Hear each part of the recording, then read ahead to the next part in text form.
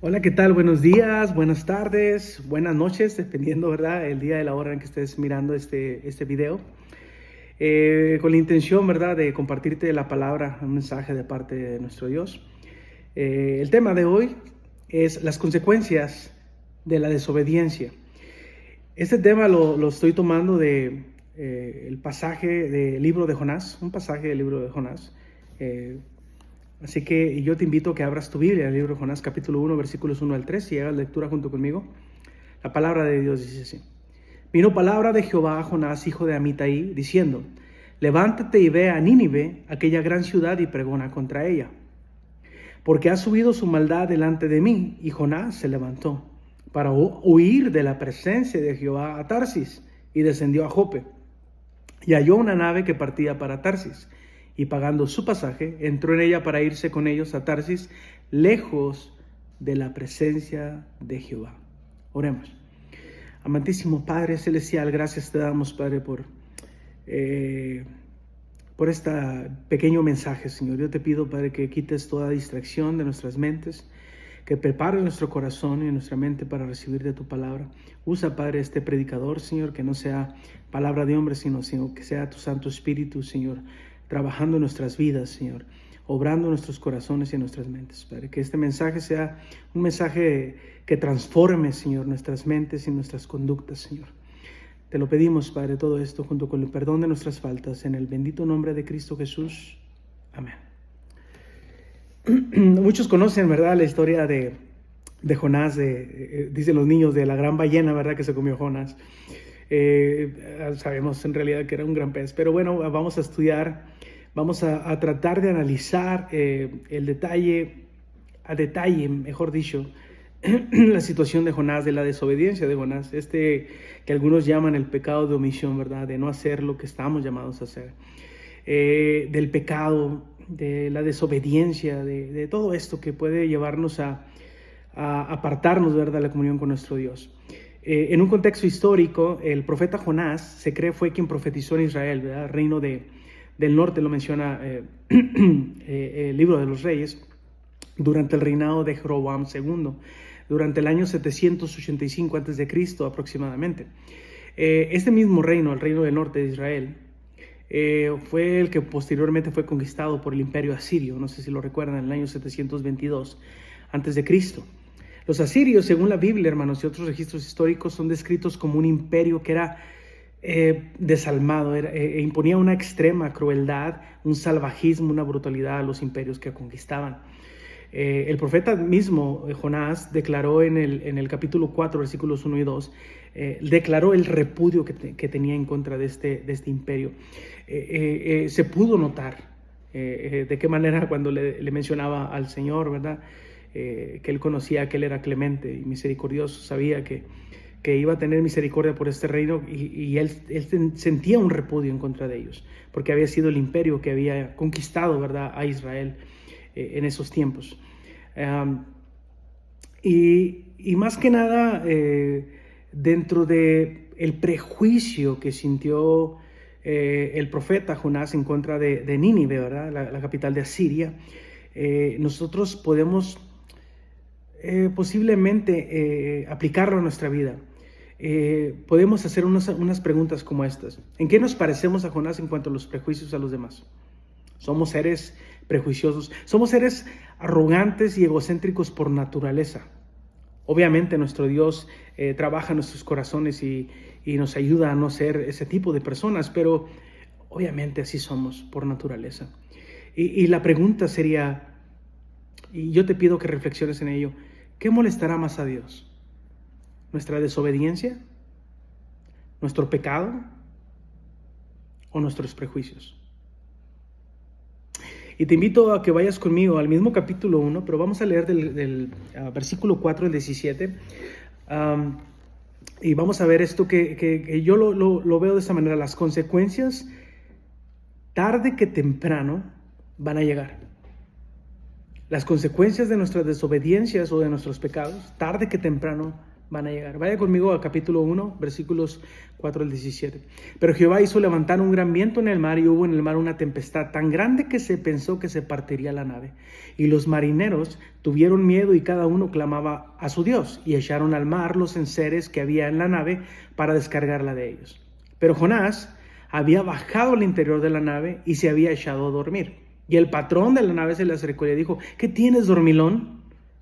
Levántate, clama a tu Dios, quizá Él tendrá compasión de nosotros y no pereceremos. Y dijeron cada uno a su compañero: venid y echemos suertes para que sepamos por causa de quién nos ha venido este mal. Y echaron suertes, y la suerte cayó sobre Jonás. Entonces le dijeron ellos: decláranos ahora por qué nos ha venido este mal. ¿Qué oficio tienes y de dónde vienes? ¿Cuál es tu tierra y de qué pueblo eres? Y él respondió: soy hebreo y temo a Jehová, Dios de los cielos, que hizo el mar y la tierra. Y aquellos hombres temieron sobremanera y le dijeron: ¿por qué has hecho esto? Porque ellos sabían que huía de la presencia de Jehová, pues él se los había declarado. Y le dijeron: ¿qué haremos contigo para que el mar se nos aquiete? Porque el mar se iba embraveciendo más y más. Él les respondió: tomadme y echadme al mar, y el mar se os aquietará. Porque yo sé que por mi causa ha venido esta gran tempestad sobre vosotros. Y aquellos hombres trabajaron para hacer volver la nave a tierra, mas no pudieron, porque el mar se iba embraveciendo más y más contra ellos. Entonces clamaron a Jehová y dijeron: te rogamos ahora, Jehová, que no perezcamos nosotros por la vida de este hombre, ni pongas sobre nosotros la sangre inocente, porque tú, Jehová, has hecho como has querido. Y tomaron a Jonás y lo echaron al mar, y el mar se aquietó de su furor. Y temieron aquellos hombres a Jehová con gran temor, y ofrecieron sacrificio a Jehová e hicieron votos. Pero Jehová tenía preparado un gran pez que tragase a Jonás, y estuvo Jonás en el vientre del pez 3 días y 3 noches. Hermanos, hay veces que nosotros actuamos con indiferencia y rebeldía en cuanto a nuestros pecados se refiere. ¿Cómo te digo eso? Fíjate lo que hizo en el versículo 5 de lo que acabamos de leer. ¿Qué estaba haciendo Jonás?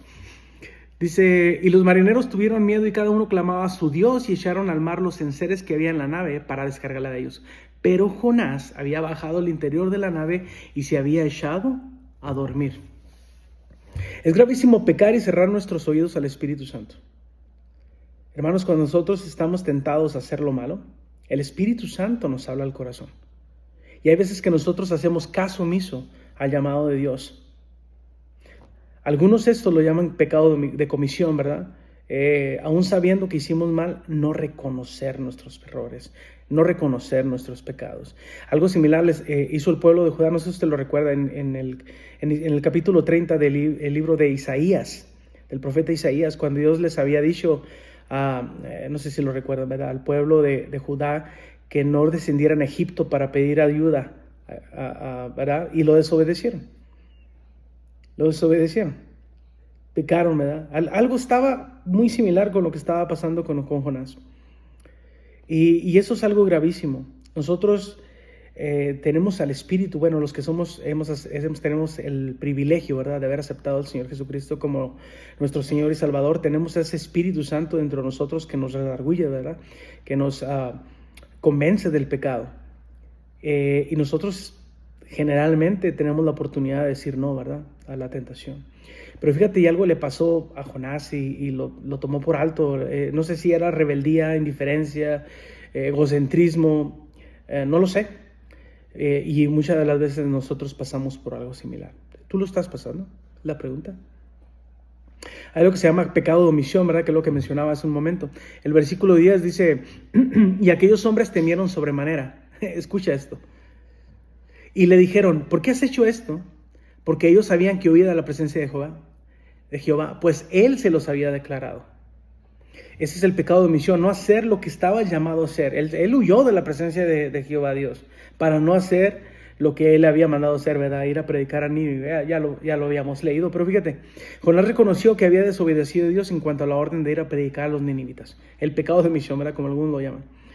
Es no hacer lo que estamos llamados a hacer. ¿Cuántos de nosotros sabemos, o el Señor nos ha dotado de dones y no los practicamos por Tal vez puede ser por temor, puede ser por no sé, pereza. Ponlo tú.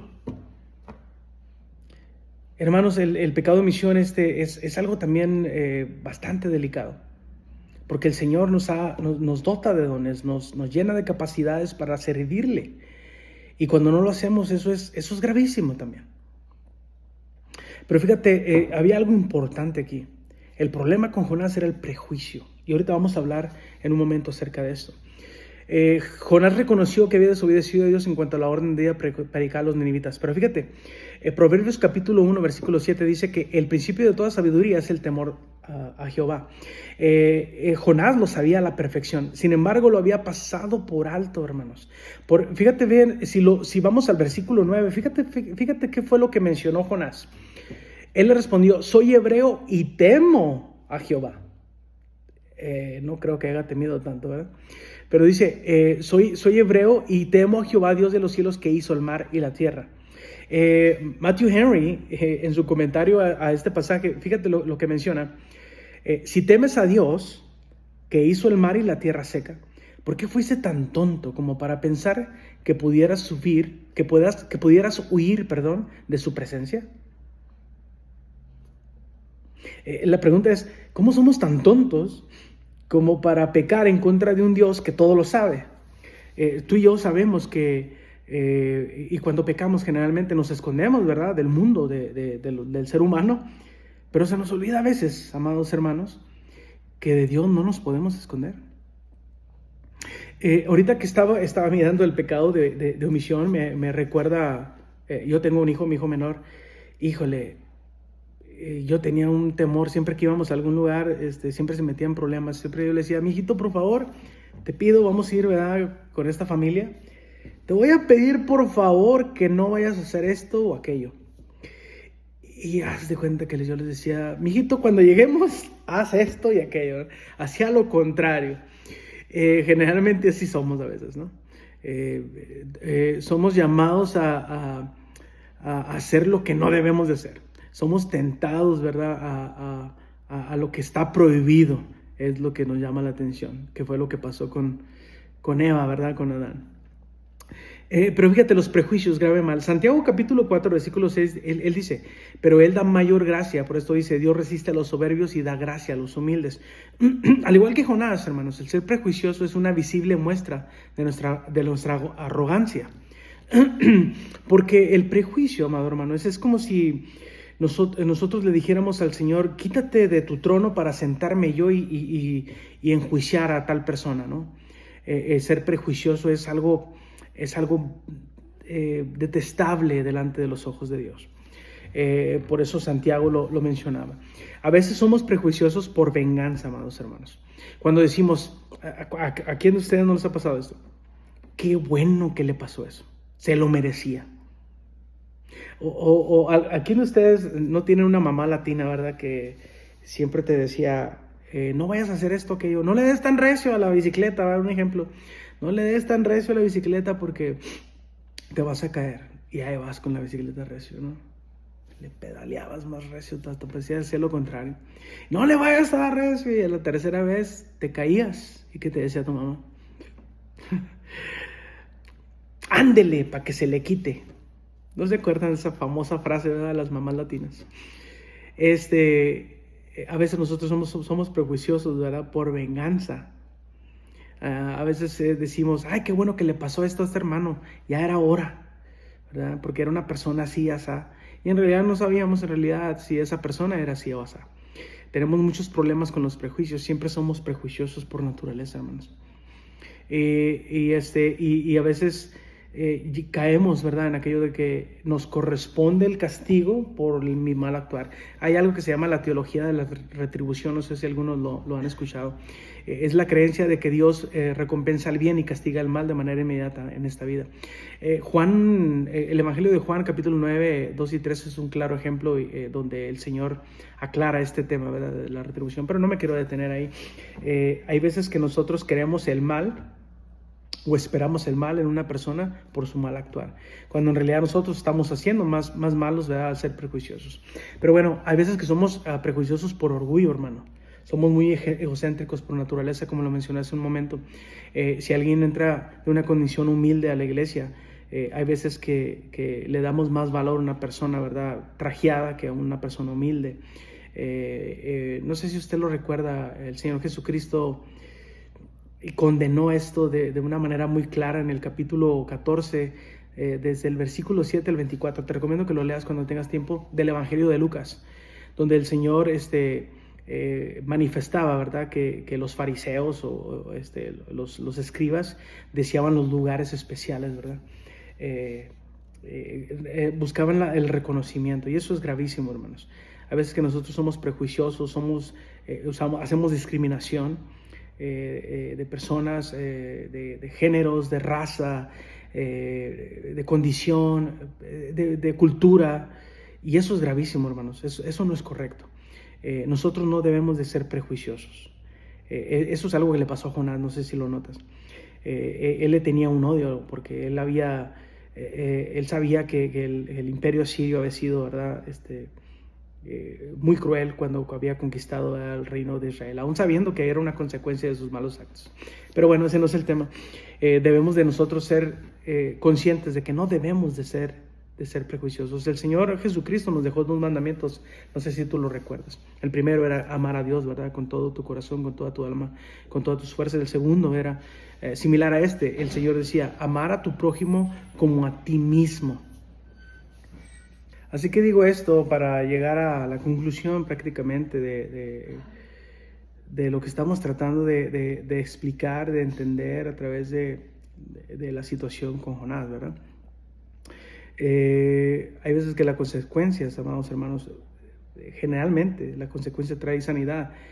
No sé si usted recuerda, ¿verdad?, el pasaje en Romanos capítulo 8, 28, donde Pablo dice que a los que amamos a Dios todas las cosas nos ayudan para bien. Sean cosas malas, sean cosas buenas, sean cosas peores, ¿verdad? Siempre Dios tiene un propósito dentro de ello. Y las consecuencias debido a nuestra desobediencia es disciplina, hermanos. Nosotros tenemos que aprender de ello. Pero fíjate lo que dice el capítulo. Vamos a pasar al capítulo 2. Leamos el versículo 1 al 10. Entonces oró Jonás a Jehová, su Dios, desde el vientre del pez, y dijo: invoqué en mi angustia a Jehová, y él me oyó. Desde el seno del Seol clamé, y mi voz oíste. Me echaste a lo profundo en medio de los mares, y me rodeó la corriente. Todas tus ondas y tus olas pasaron sobre mí. Entonces dije: desechado soy delante de tus ojos, mas aún veré tu santo templo. Las aguas me rodearon hasta el alma, rodeóme el abismo. El alga se enredó a mi cabeza. Descendí a los cimientos de los montes. La tierra echó sus cerrojos sobre mí para siempre. Mas tú sacaste mi vida de la sepultura, oh Jehová, Dios mío. Cuando mi alma desfallecía en mí, me acordé de Jehová, y mi oración llegó hasta ti en tu santo templo. Los que siguen, vanidades ilusorias, su misericordia abandonan. Mas yo con voz de alabanza te ofreceré sacrificios. Pagaré lo que prometí, las salvaciones de Jehová. Y mandó Jehová al pez, y vomitó a Jonás en tierra. Lo recordamos. Este gran pez, hermanos, no era una tribulación, sino era un vehículo salvífico para Jonás. La pregunta aquí es una tribulación o una oportunidad para moldear nuestro carácter? Lo que mencionaba Romanos capítulo 8, 28. Mas a los que amamos a Dios, todas las cosas nos ayudan a bien. Hermanos, Jonás estaba seguro de que Dios había enviado a aquel gran pez para salvarlo. El estómago, hermanos, de aquello fue un buen lugar para reflexionar de su pecado. Hay veces que tenemos que tocar fondo, lo que decía el versículo del 4 al 6, ¿verdad? Y tenemos que llegar a lo profundo para poder reflexionar acerca de nuestros malos actos.